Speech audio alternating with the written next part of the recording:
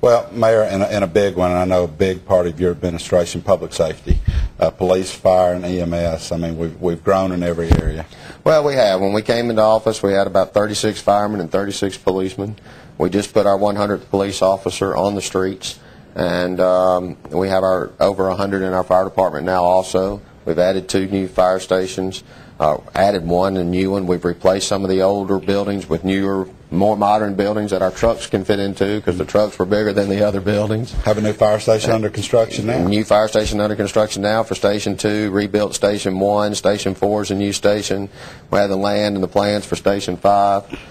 So we want to stay ahead of the curve on that. We want to make sure our response times are 3 to 4 minutes, not 30 minutes. Well, in the fire department rating, I know the Insurance Bureau gives a rating to the fire department, and that's continued to improve, and that saves us money on our insurance, right? When we came into office, we were at a 7. We are now at a 4, and that is a 3-grade increase or improvement in our fire department, which saves our homeowners money, which saves our businesses money, which allows more money to go back into the economy.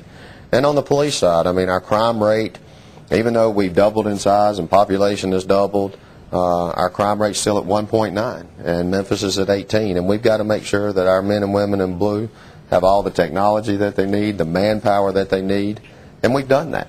So statistically, and that's the FBI statistics, a 1.9 versus an 18, the crime level is 10 times worse across the border. Crime level is 10 times worse across the border, and we want to make sure that we stop it at the border, and the way you do that is put more manpower on the streets, give them the technology that they need to fight crime, and make sure that they stay here. And we did a massive pay raise for all of our public safety employees last year to try to keep them from leaving us and going other places and becoming a training ground. We want to make sure that public safety is number one, and we've gone from spending 40% of our budget on public safety to now we're spending 60% of our budget on public safety. And I know EMS is part of the fire department, but it's near and dear to my heart, of course, but all paramedic units. We're all paramedic. When we came in, we were basic life safety. We're now paramedic, and we've added our 4th ambulance into service because of the number of calls that we were getting.